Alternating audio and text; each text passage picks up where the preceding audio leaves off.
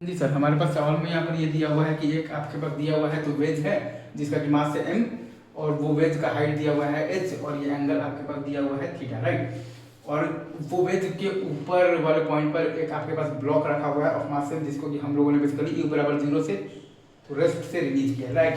और आपको सवाल में ये दे रखा है कि ऑल सर्फेसेज आर स्मूथ, मतलब कि सारे सर्फेस स्मूथ हैं।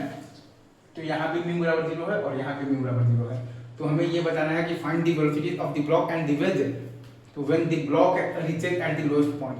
हमें ये बताना है कि find the velocity of the block and the wedge when the block reaches at the lowest point, right. तो फाइनल स्टेट में हमने ये मान लिया है कि आपके पास जो वेज है उसका स्पीड है v2 इन द लेफ्ट और आपके पास जो ब्लॉक है उसका स्पीड है बेसिकली अलोंग द इंक्लाइन, उसका स्पीड है v1 और v1 आपका दिया हुआ है तो with respect to the wedge.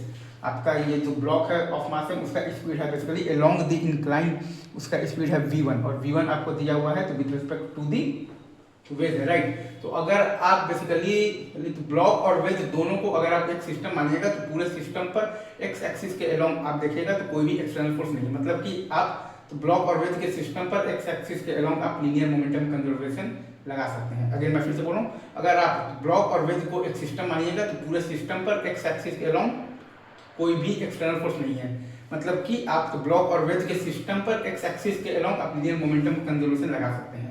तो वहां से आपके पास आ जाएगा mv2 बराबर m into v1 cos theta minus v2। वहां से आपके पास आ जाएगा mv2 बराबर m into v1 cos theta minus v2, right. और अब दूसरा हम लोग लगाएंगे बेसिकली क्या लगाएंगे तो वर्क एनर्जी थ्योरम, राइट। तो वर्क एनर्जी थ्योरम में अगर आप देखिएगा तो ये ब्लॉक और ये वेज के बीच में जो नॉर्मल रिएक्शन जो फोर्स है उसका वर्क डन तो ब्लॉक और वेज के सिस्टम पर 0 आएगा। अगेन आपके पास ये जो ब्लॉक और ये जो वेज के बीच में जो नॉर्मल रिएक्शन है उसका वर्क डन तो ब्लॉक और वेज के सिस्टम पर 0 आएगा। तो work done by the gravitational force खाली है तो mgh बराबर है आपके पास हाफ m v2 स्क्वायर और plus half m into vmg का होल स्क्वायर। तो वर्क डन बाय द कि तो बाय द ग्रेविटेशनल फोर्स खाली है आपके पास तो mgh बराबर है आपके पास half m into v2 square और plus half m into vmg का होल स्क्वायर, ठीक है।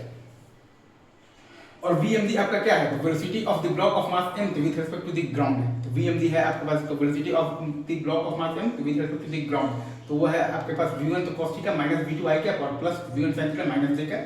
तो वो है आपके पास v1 तो cos theta minus v2 i cap और plus v1 sin theta into minus j cap. और vmg का मॉड आपके पास क्या है अंडर रूट ऑफ द तो v1 तो cos थीटा माइनस v2 का होल स्क्वायर और प्लस v1 sin थीटा का होल स्क्वायर। vmg का मॉड है आपके पास under root of the v1 तो cos थीटा माइनस v2 का होल स्क्वायर और प्लस v1 sin थीटा का होल स्क्वायर। इजी, अभी रखते हैं यहीं पर, बाकी बात आगे। Thank you very much, love you guys.